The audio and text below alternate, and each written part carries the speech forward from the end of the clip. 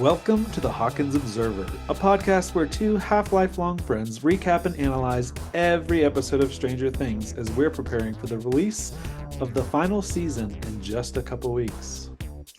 As always, we'll give you a scene-by-scene recap, discussing the plot and developments, as well as sharing our own thoughts, memories, and reactions.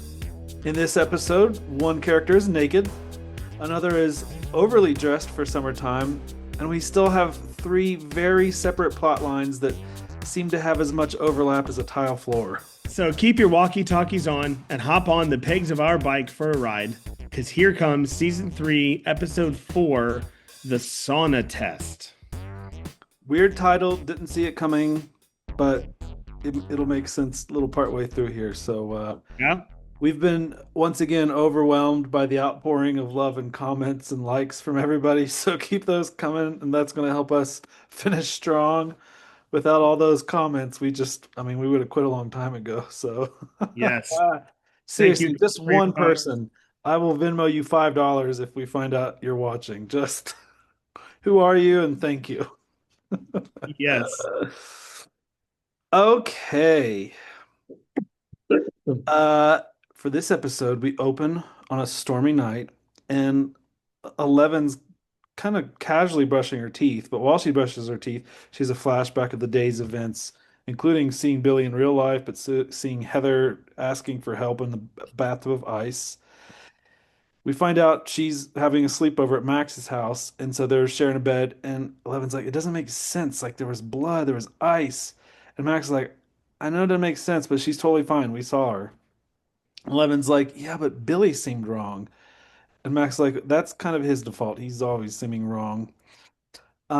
So to me, it's a little weird that they're having a sleepover. Like, is Billy gonna come home, or they just assumed he wouldn't be home? I don't know. That's a little weird. So Max, just to cut the tension and have some fun, decides to introduce her to the comic book Wonder Woman. Uh, at the same time, across town, we cut to Mrs. Driscoll's house, and she's being strapped against her will to a gurney, yelling, "I have to go back, I have to go back." And one of the deputies is there, the white, tall, skinny guy. Yep. Jonathan and Nancy are just standing on the porch watching her get, put in the squad. They're like, "What the heck just happened?" Like, can't figure out what's wrong with her.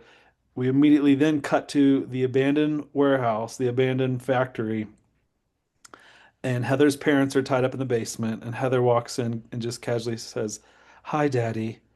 And they take his whatever out of his mouth, and her dad's like, he's panicked, but he's like, "You don't have to do this. Whatever Billy's making you do, you can stop this."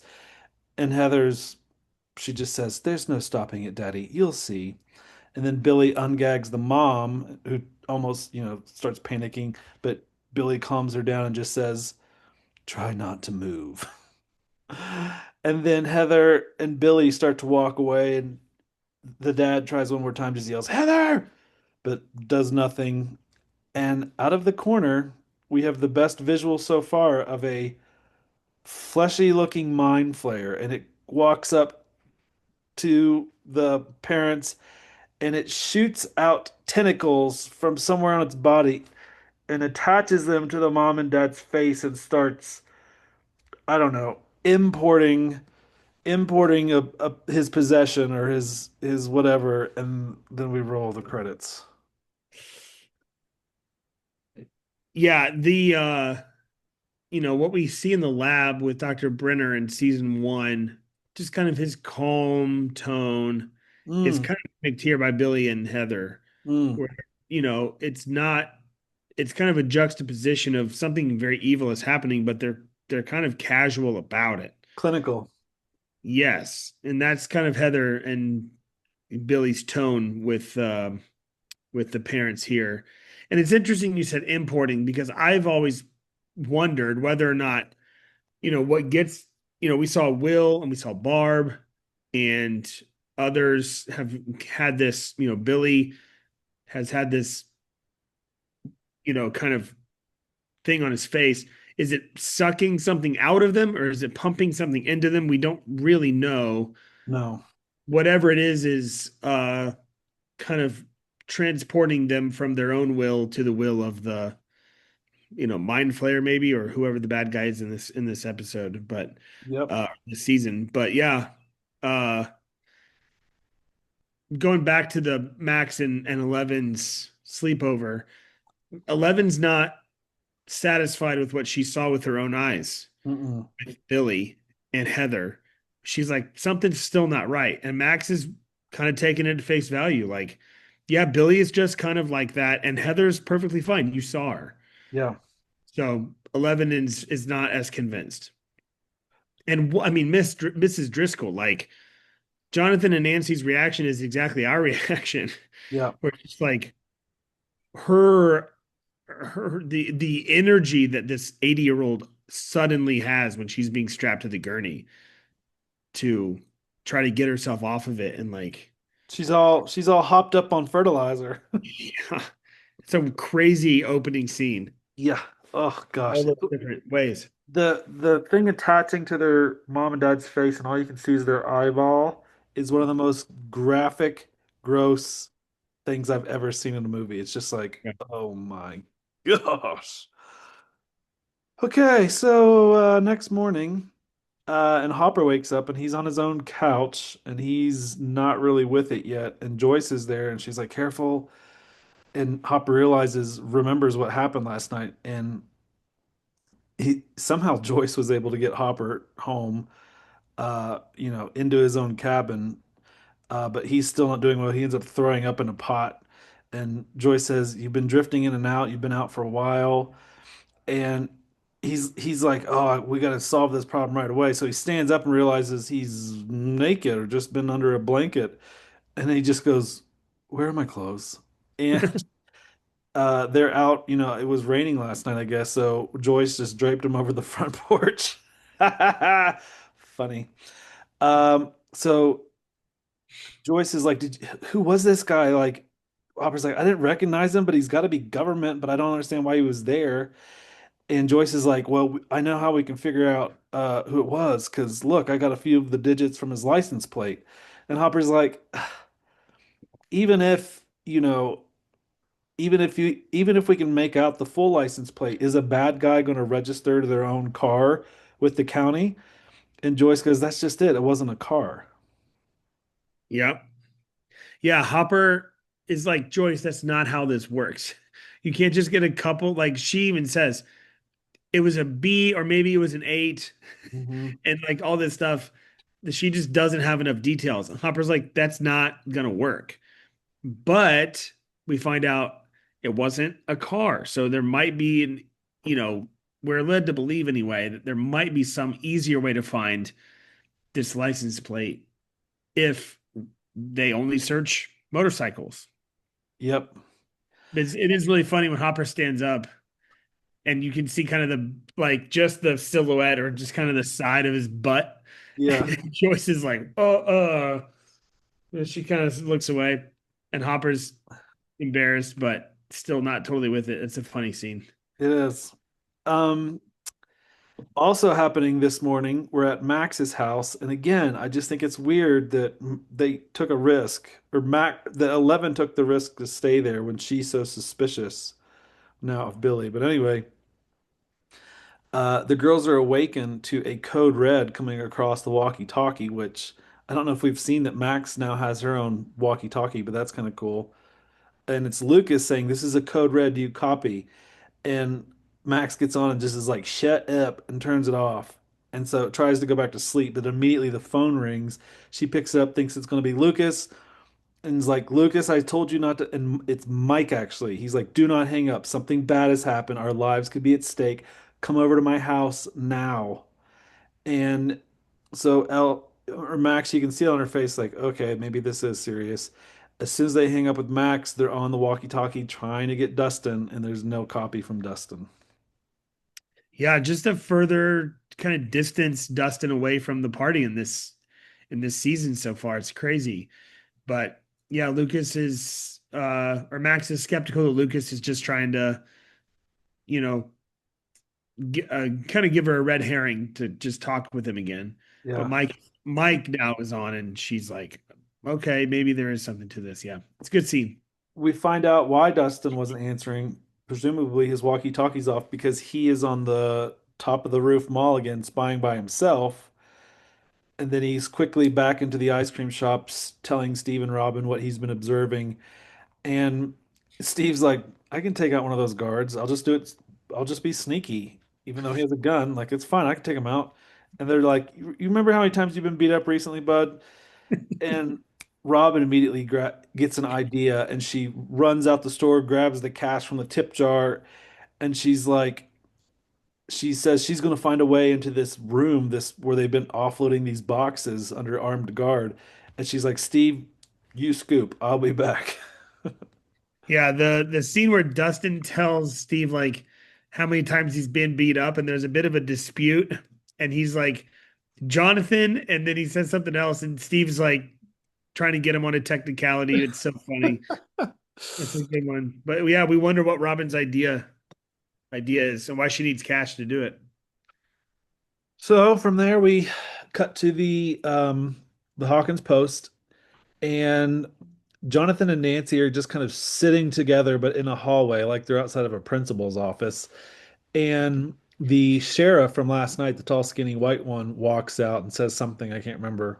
But then Tom calls um, Nancy and Jonathan in, and immediately we can tell like he's got a bandage on his head and he's sweating. He doesn't look good, and he gets real angry. I mean, he goes to 11 angry real quick. He starts listing off these facts that they disobeyed him. They lied who they were. They weren't really reporters. Then they trespassed on Mrs. Driscoll's property. And then he drops a bomb on them and says, and Mrs. Driscoll is a paranoid schizophrenic. And Nancy was trying to defend herself, like, if we hadn't gone in there, she would have died. But Tom's not hearing it. And he's like, the family might sue us. They're pissed. And the last fact is, you're both fired. Ooh, I love there's a moment in this scene where well, there's two that are really good. The first one is I was going to mention is Tom, obviously now under the influence of whatever he was possessed by, Mm-hmm.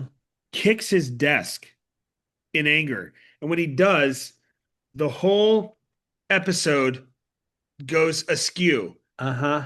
Everything else that happens in the rest of this scene is seen at this weird Oh, 45 I didn't degree. catch that. I knew he kicked it and it shook, but oh my Every gosh. single thing is at this angle, showing that like nothing's right. And Wow. it's such a powerful device that they use. The second is Nancy starts to feel a little guilty when he drops the bombshell about her being a paranoid schizophrenic, and she's like, "I didn't know that." Yeah. He even says, "Like, I bet you didn't know that, did you?"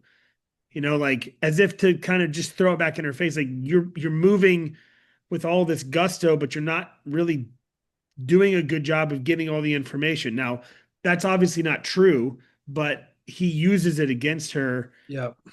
that she doesn't have all the information and she's kind of maybe making something out of nothing or seeing things that aren't there or seeing things that have another explanation and nothing really matters anymore because they're both canned. Yep. Uh, from there, we see a quick shot. L's on the back of Max's bike again, and they arrive at the Wheeler's house. And in the basement, it's Max, 11, Will, Mike, and Dustin. So the five of them. And the girls are there so that the boys can tell them what Will has been sensing. And he said, I didn't want to believe it that this was happening again, but I felt it when we went to see the Dawn of the Dead movie. Then I felt it again the next night in the Nelson's Field. And again yesterday when he was destroying Castle Byers, he gets those neck sensations. And to him, that's like, okay, something, the mind flayer is trying to reach him again. And he explains it as like when you're on a roller coaster and everything just drops and your body feels like it's sinking, but it's worse because your body goes cold and you can't breathe. And he's like, I know this feeling. Whenever the mind flare was close, like this is what I felt. And Eleven's like, but I closed the gate. And Will's like, I know, but what if he never left? Like, what if we locked him in our world? So they're like, okay, what happened? mom got the mind flare out of me by turning up the heat and it shot out of his mouth into the night. What if that, whatever that thing was, stayed in Hawkins? And they're like, but what about when the brain dies, the body's supposed to die? So this is like what they're, this is the new puzzle. Like, what is in Yeah. our world still?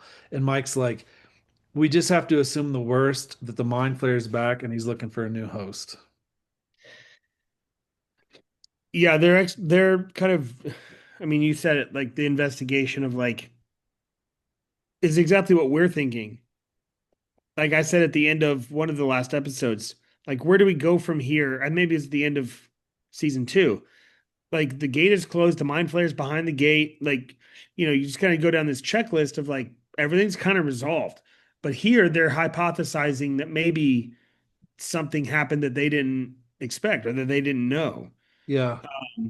I love in this scene when Will is like, do you know when you go down the hill on a roller coaster? And they all go, yeah, sure. And Eleven goes, Love no. goes, no. Yeah, but she says it in the same tone as everybody else. Yeah. Yeah, No. sure. No. And they don't do anything else I with that know. line. I thought that was funny too. No. Um, yeah, so I mean, when the brain dies, the body dies too. I think maybe we can just read into it a little bit and be like, okay, what died last season? It was physical beings. It was the demo dogs. So when the gate was closed, any physical manifestation of the mind flayer's control died. But whatever shot out of Will's mouth, it's not so much a physical entity as it looks like. I mean, it's physical, but it's also very supernatural, spiritual. Yeah, it feels like wind. Yeah, yeah. So maybe, I mean, I'm reading into it, but maybe it's just of a different element that wasn't affected by the closing of the gate. And again, it's kind of what we saw at the very first thing we ever saw in this season of something wrong is that kind of swirling of that dust and that kind Oh of dirt on yeah, the floor of that room. that's true. Also, not Ah. extremely physical of a thing. Hmm. Hmm, hmm. From there, we cut to Hopper and Joyce rolling up to the mayor's office, and they just barge in, no appointment. And Hopper barges all the way into Larry's office, and he locks the door behind him. And he sits down, and he tells Larry, "I'm looking for a guy." And he's like, "I'm looking for a motorcyclist, a helmet. He was here the other day. When I was here, I saw this guy, and who is he? I need to know who he is." And the mayor, Larry, he's like, "I don't remember meeting with someone. Like maybe it was a maintenance guy." Just starts lying. He's like, "I don't remember that."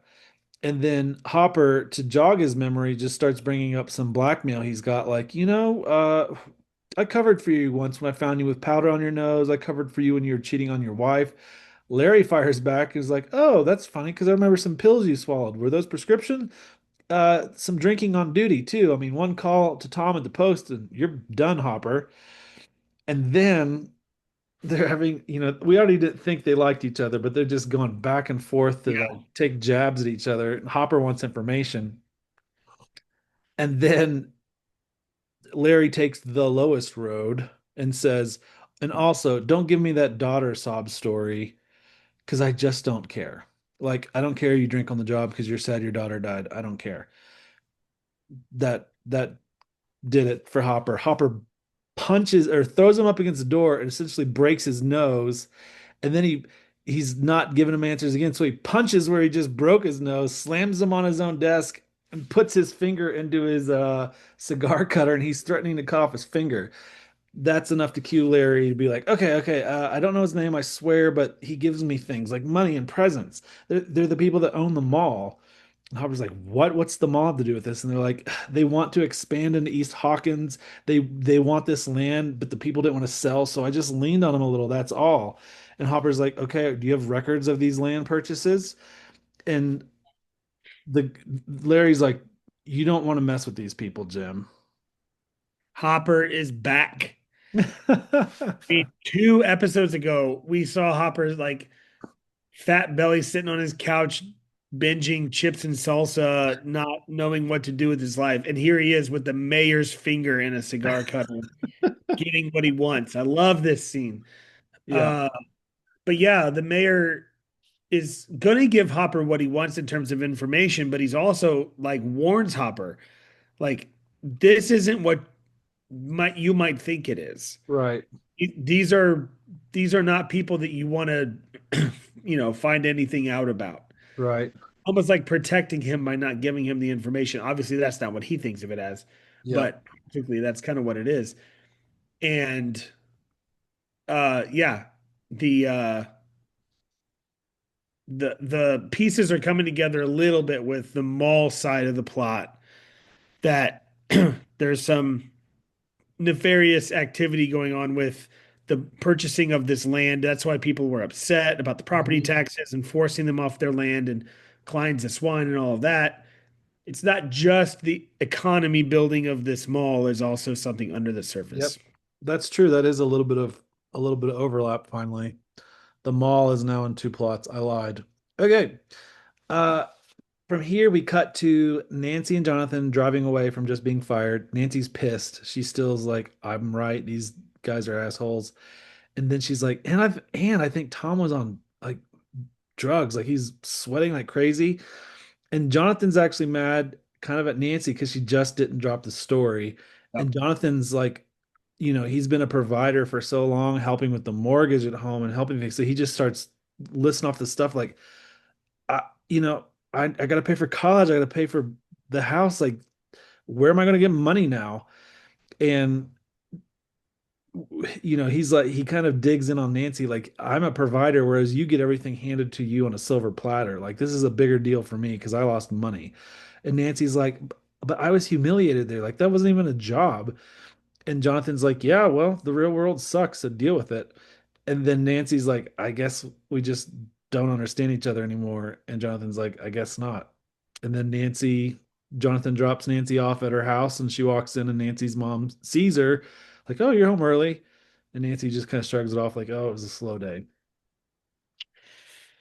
I mean, this is the second time we've seen Jonathan and Nancy's differences. Um, I think in the beginning of season two, maybe, or the end of season one, somewhere in the middle of season one, I think they go off into the woods together and they're Mhm. talking about just the differences between Nancy growing up in a kind of upper middle class Yep. household with a dad who makes good money, and they're comfortable, and Jonathan obviously is on the other side of the tracks from that financially. And um here it comes to a head that, like, Nancy is okay with losing this job because it was humiliating for her. Right. This was Jonathan's whole world, like in terms of his ability to make money and provide. And Jonathan's like, I would have put up with anything just so that I didn't lose the ability to make money. True. And Nancy just kind of threw it away because it was, because she has the luxury and the privilege of making that decision. Yep. And unfortunately, Jonathan got dragged down with her, even though he was the one saying, Nancy, you really should drop this story. It's true. So we Kind of relate to both An of Adam and them. Eve situation. Like, I Yeah. told you not to Yeah. eat the apple. Yeah. Well, and I think we relate to both of them because as much as I personally relate to Jonathan, I mean, like, yeah, it was a job, it was a paycheck. Hmm. We also relate to Nancy and saying, like, Jonathan also doesn't understand what it's like to be discriminated against just because of who he is. And we don't necessarily side with either one of them, but we at least understand both of their frustrations in this moment. And it appears like maybe they've broken up. Yeah, it ends pretty dour. Big question mark. From there, we cut to the mall, and Robin returns, and she says it's amazing what $20 can do from the county record office, and she's got the blueprints for the Starcourt Mall. So they're looking over them, and they're like, there is no other way into the secret room. There's no other back hallways. There's no other doors. She says, but even secret rooms need air ducts, so we could probably get to this room just crawling through the air ducts. And so they're like, Dustin's the smallest of the three of them, so they try to get Dustin in, and it's pretty comical. Like, Steve's trying to push him by his feet, and Dustin's just like, No, like push my ass, touch my butt. Like, I don't care, just push me." Like, he gets really angry that Steve's like half-assing it, not doing a good job pushing him in. But in the end, Dustin's still too wide. I mean, he's a small kid, but does not fit in the air ducts. Then they're interrupted by Erica ringing again, demanding more samples. Yeah, I mean, we see that Robin's got the blueprints, and if it's true, what we're led to believe that the whoever these bad people are had something to do with the building of Starcourt Mall, maybe there's a reason why there's no other ingress or egress to this whatever this middle security room is. Mm-hmm. But then we get the classic 80s action movie crawl through the air ducts solution. And Mm-hmm. uh, they all look at Erica when she rings, not just because she rang the bell and she's demanding attention, but also because there might be a silver lining here to her. Silver lining, that's funny. Okay, so we cut to 11. Max, Mike, Lucas, and Will, they're all at the pool, but they're outside the pool because they're spying on Billy. And they're like, he doesn't, some of them are like, he's not normal. Look at him. He's wearing a shirt. Like, he never wears a shirt. And it's a long sleeve shirt too, which is like weird for Yeah. being a lifeguard. And then Will's like, well, maybe it's not weird. Like, the mind flayer likes to hide. So he's like, maybe, he's he's in a state of being dormant. And when the mind flayer needs you, he can just activate you, like flip a switch essentially in your mind, and then you're under the control of the mind flayer. And so Mike has an idea to find out if he's hosting the mind flayer, if Billy is a host. But then he tells the girls, sorry, it's boys only. And the girls are like, oh, this is not cool. So the boys go into the men's locker room and they investigate the sauna. They decide if they can get Billy into the sauna somehow and trap him in there and crank up the speed. That's going to determine whether or not the mind flayer is being hosted by Billy. It's interesting in this scene that Billy's in the lifeguard stand and he's under the umbrella, as he always is. Uh-huh. He's like, I think he's wearing a hat. He's also got sunglasses on. He's wearing a long sleeve shirt and he's got a towel draped over his bottom half. Uh-huh. And there's just no part of him that's exposed to the sun, Uh-huh. which is interesting. And I think we're supposed to be led to believe that's because he doesn't want to be exposed to the heat of the sun. Right. But it's also like late June, early July. It would be hot under all that clothing too, That's which true. is maybe why he looks so uncomfortable. But yeah, Mike's and the boys' idea is a similar version of what happened to Will at the end of last season, um, to try to get, burning out of him, Yep. essentially. The mind flayer can, maybe deal with 80, 90 degrees, but cranking it up to sauna temperature, they think is going Yeah. to trigger it. Um, Cut back to the ice cream shop. Erica looks into the air duct and she knows she can fit, but she doesn't know she wants to do this. Yeah. And she says, the problem is, I still haven't heard what's in this for Erica. And then more fun music cues. And then we see that they've sat her down to the table and she's just surrounded by ice cream now. And she's like, more hot fudge. So while Steve is getting more hot fudge on her sundae, Robin shows her the route and says, all you got to do is climb through this air duct. And once you get to this room, just get inside there and open the door from the inside. That's all we need you to do. And Erica's like she calls it a half-baked plan that sounds like child endangerment. Like, this can't work that easily. Like, there's going to be booby traps or something. Yeah. And Dustin's like, listen, we think the Russians want to do us harm. Like, as an American, don't you care about your country? Like, we need your help. And Erica goes, well, you can't spell America without Erica. Great line. And then Dustin's like, do it for America, Erica. And then Erica brings up, she's like, you know what? You know what I love? Capitalism. And then so as a payment for what she's about to do, she says she wants free ice cream for life. I don't think that's too high a price to ask for if she's going to get into what we really think she might be getting into. I mean, who knows who's in that room or what kind of security they have or whatever. Right.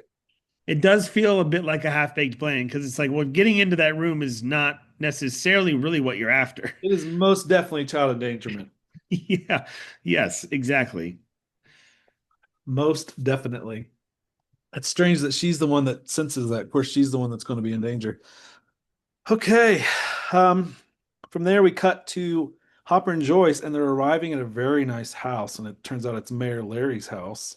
And they're there to get the paperwork for the land deals because for some reason they're stored at Larry's house. He doesn't keep these land deals on file at the county office for some reason.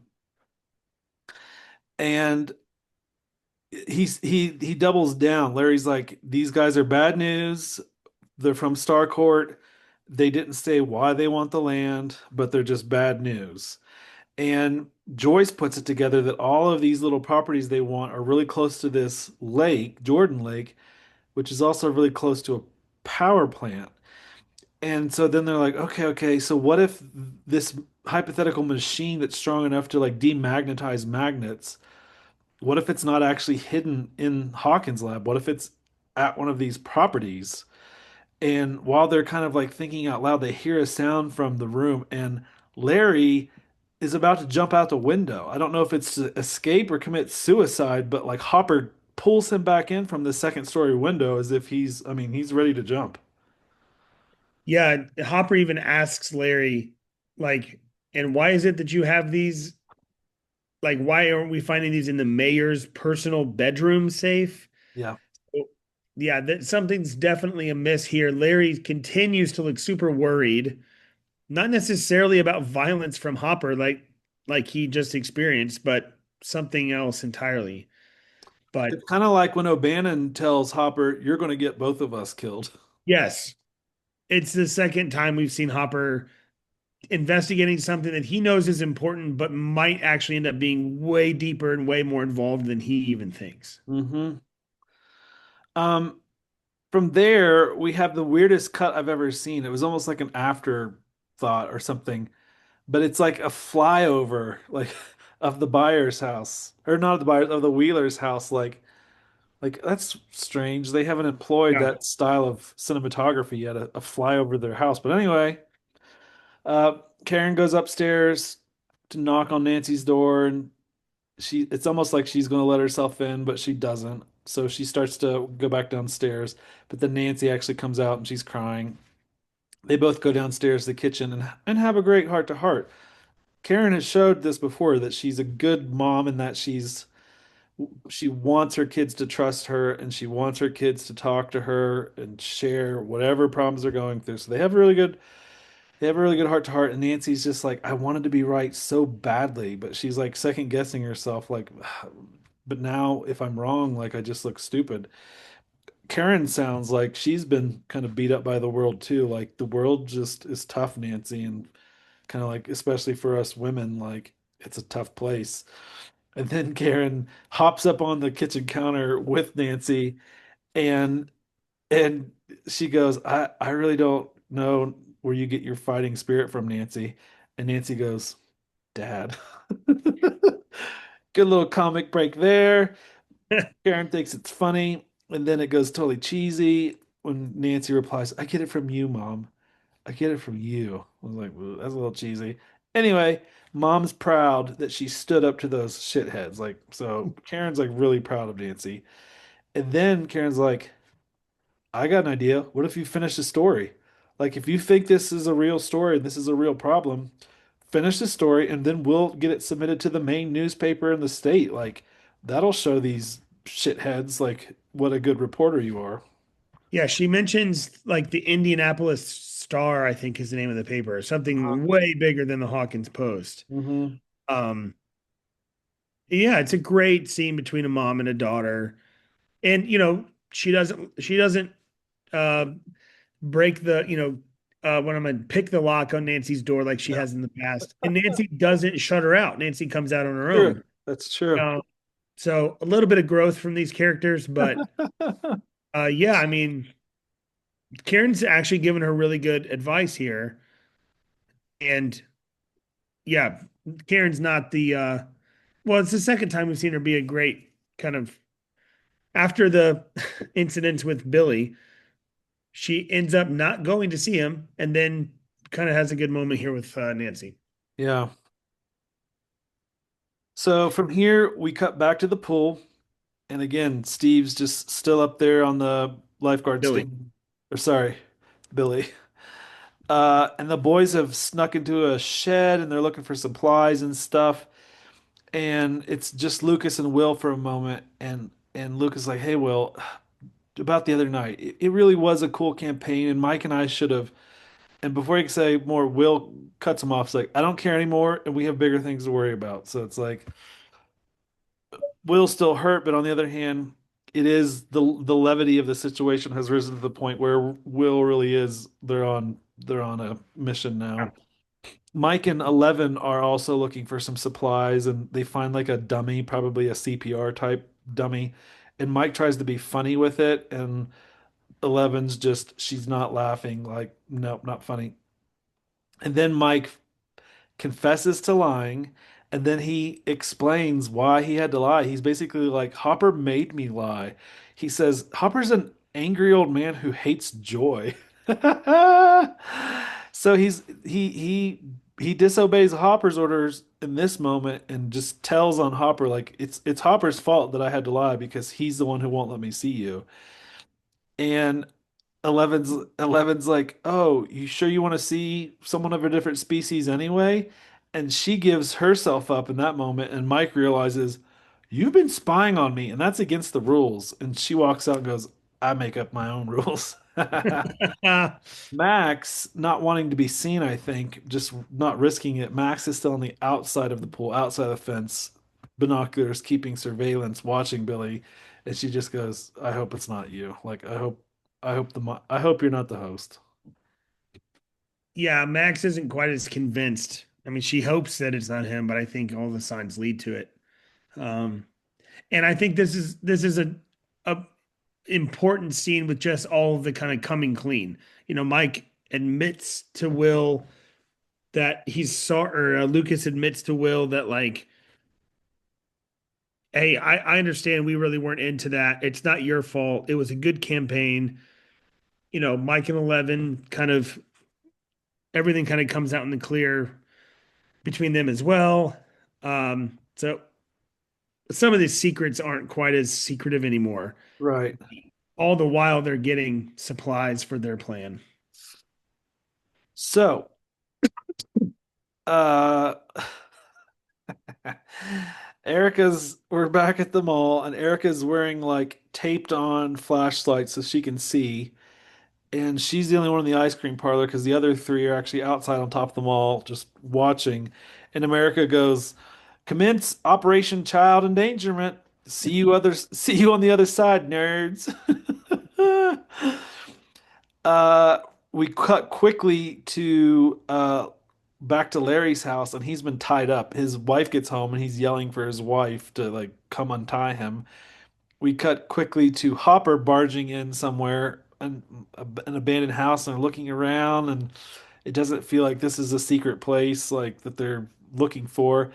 And then we cut back to Erica. She's arrived at the room and she kicks the HVAC grill out and hops down into this secret room and opens the door. And she looks up to them and she goes, "Free ice cream for life."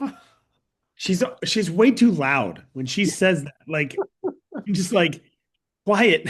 Yeah. Know who's around or who's listening. Yeah, but I mean, Hopper and Joyce are investigating these properties.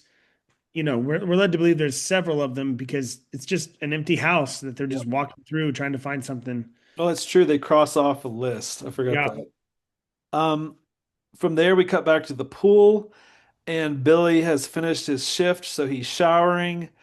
And after he finishes showering, he hears like a noise, like someone walks into the pool or the locker room, and he just goes, "Pool's closed." And he goes to 11, gets super angry real quick, but then he realizes he can't get out of the locker room because he's been locked in from the outside. Then he hears someone start calling his name, "Billy, come find me." And he's like, "If I find you, it's your funeral." And sure enough, their plan works. They keep calling for him, and then he sees a person inside the sauna and he walks up to it, realizes it's the CPR dummy, and it's got walkie strapped to it. 11 slams the door shut with their powers and they lock him in. And he gets obviously irate. He sees Max. Like Billy looks out from the sauna and sees Max. He says, Max. And Max just says, do it. It worked. The walkie-talkie was where the sound was coming from. He followed it, and they have him trapped in the sauna. There's a little glass window in the door of the sauna that he can see out from, but Right.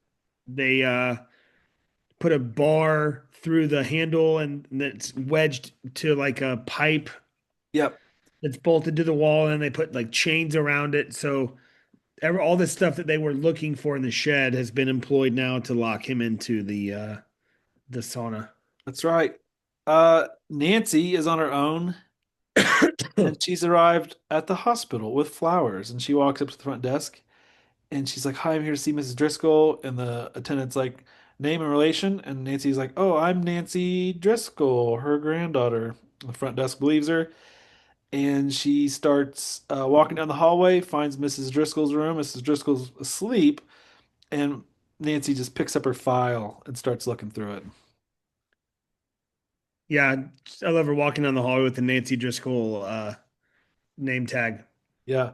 She's This by is a, herself now. She's on this mission to find out what happened all on her own. yeah, now she is Nancy Drew. Yeah. Um, Back at the secret room on the loading dock at the mall, they start opening boxes in the secret room and they discover that it's not Chinese food. And Steve gets one open and it just looks dangerous. Like, is it a bomb? Like, they don't know. And Steve, he may not be that smart, but he's always brave. And he's just like, you guys stand back. Like, I don't know what this is. And Dustin's right by his side. And Dustin's like, if you die, I die. And Steve's just like, okay. So Steve opens one of these crazy looking, you know, industrial things and pulls out a vial and it's something green, like glowing and green. And no sooner does he pull out this vial, the room kind of vibrates. And they're like, holy crap, what was that? They're like, we got to get out of here. They go over to the panel that Erica had used to open the door. None of the buttons are working. And in fact, another gate closes inside this room, and the whole room starts dropping down very fast. We find that it's actually like an elevator, and they're dropping down an elevator shaft very, very fast. It's almost too on the nose for them to find these like stainless steel, very impressively machined boxes Yep. with these big tanks, like 18 inches to 2 feet tall, and they like have to be twisted and pulled out. And it's like this cylinder of this green thing. It's like that's exactly how you would expect to find evil Russian contraband. And Yeah. in a way, it's extremely satisfying that that's what they find. Yep. Yep. Uh, we're back at the okay, here's a long scene. Oh my gosh. Because there's some back and forth that's kind of related. Back at the hospital, Nancy notices that Mrs. Driscoll's heart rate is rising. At the same time, Billy's anger is rising and he's yelling specifically at Max, Max, let me out of here. And then he starts to address the other kids. You kids, you think this is funny? Is this some sort of sick prank? And the kids aren't laughing. They're not like, haha, we got you. They're just standing there terrified, not saying anything. And then all of a sudden, Billy kind of slinks away from the glass and stops addressing them. And he's like curled up, almost fetal position on the floor. And he's like crying and saying, it's not my fault. It's not my fault. I did bad things, Max. He made me do it. And Max goes up to the glass to talk to him and is like, who made you do what? And Billy's like, I don't know. It's like a giant shadow. And he's like, please believe me, Max. It's not my fault. Please believe me. And he's just like almost weeping. But as he finishes that sentence, he's reaching for something underneath the sauna bench. And as he grabs something, Will's reaction goes off in his neck. And Will says, I feel him. He's here. He's here. And then Will realizes that means that Billy's been activated. And Mike yells to Max, Max, get away from the door. No sooner does she step back, Billy has used this piece of shard of whatever to break the glass in the door of the sauna room. And he just starts going crazy and reaching out and trying to get to them and unlock the door. And of all things that happen next, Lucas actually dons his wrist rocket and hits Billy in the face and it knocks him back from the door. It's like, holy crap, it worked once. Then the lights start flickering, blinking crazy. Billy gets up from the floor and now we can see his veins are starting to go crazy like black vines and he's just becoming very possessed. At the same time, back at the hospital, Mrs. Driscoll starts yelling from her bed. It's just a very possessed, dark sounding howl. Back to Billy, he uses his strength, his possessed strength, and it breaks down the door. Mrs. Driscoll howls more. Billy starts to approach them, but Max uses her powers to pick up a dumbbell and it pins him against the wall. Back to Mrs. Driscoll howling like a possessed man. Then Billy is pressed back by this dumbbell and he overpowers Eleven's powers and he grabs Eleven by the throat and lifts her off the ground. And the other kids are just standing there, just stunned, like this isn't supposed to happen. And Mike grabs that bar, I think, from the door and hits Billy on the back of the head and yells, "Go to hell, you piece of shit!" Not a very good comeback in a situation like this. But then, I mean, Mike's about to get killed by Billy, but then Eleven uses all of her powers, both hands this time, probably bleeding both, all of her powers, and lifts Billy off the ground and throws him not against a brick wall, but through a brick wall to the outside of the pool. And they all run to this new hole in the wall. And, 11 has collapsed, but the other kids see Billy. He gets up and he just runs off into the night. Yeah, this is that classic Stranger Things scene. I mean, it includes all the things. It includes Eleven's powers. It includes the possession of the Mind Flayer. It involves the heat, kind of aggravating it. The simultaneous kind of hive mind situation between Billy and Mrs. Driscoll and Like, 11. Yeah, lights flickering, 11 using all of her powers to kind of reach the, kind of the edge of what she's capable of. And Billy, just kind of like lifts up off the ground with his arms to the side. And it's it's just such a great scene. But Billy's power here is much more than what Will was ever capable of doing. I mean, whatever uh Billy has been possessed by is a bit stronger. I mean, he's stronger just physically himself without any sure, possession. sure. So it's been amplified to a high degree by the mind flare. Yeah. But When um Will was strapped to his bed, he did get a hand loose and choked his mom while they that's were true. trying to Yeah, like, but you're right, like yeah.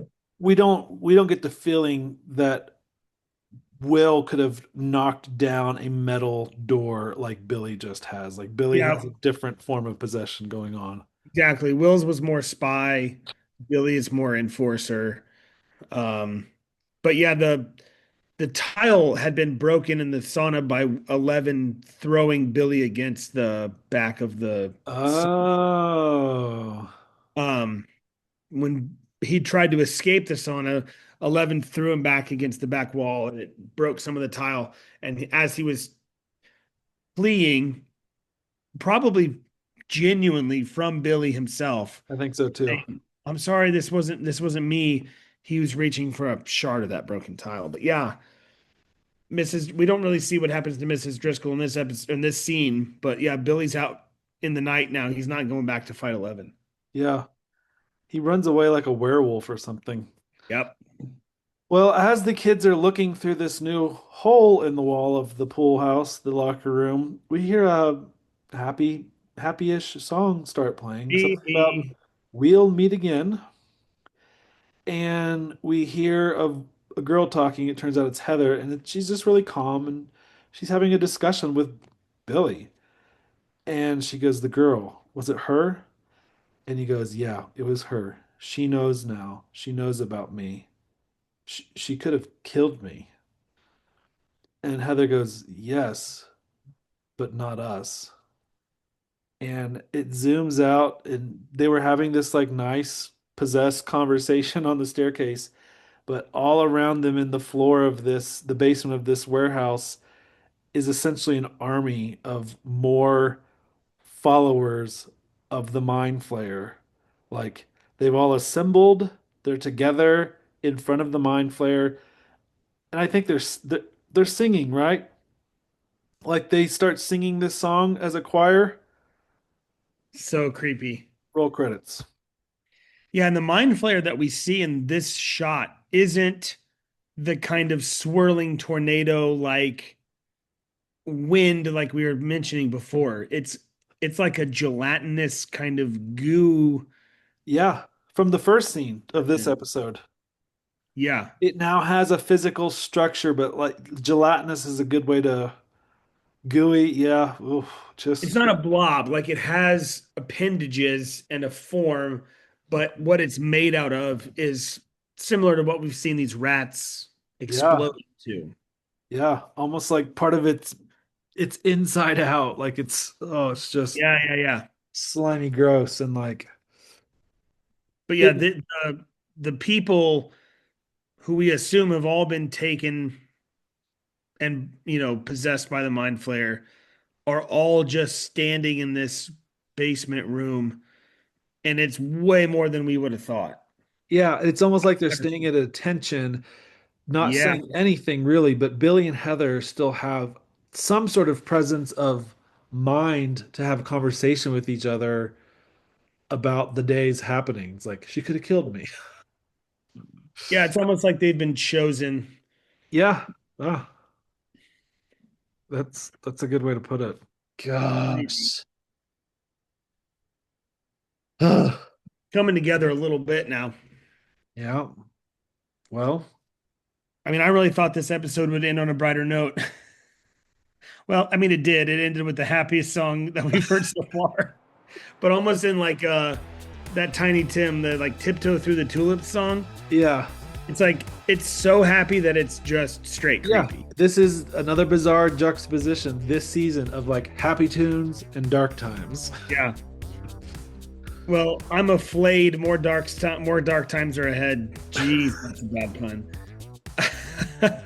Well, I'm just gonna watch again. I really do think the next 5 minutes of the episode 5 will just everything will be okay, or at least it'll explain everything. Just 5 minutes Yeah. of Just to episode be 5. sure, like, yeah, we'll go to bed easy if we just watch 5 minutes. No need to watch the whole thing, I'm sure. Yeah. Well, in the meantime, this next recap, 305, it's just around the corner. So stay tuned here to the Hawkins Observer.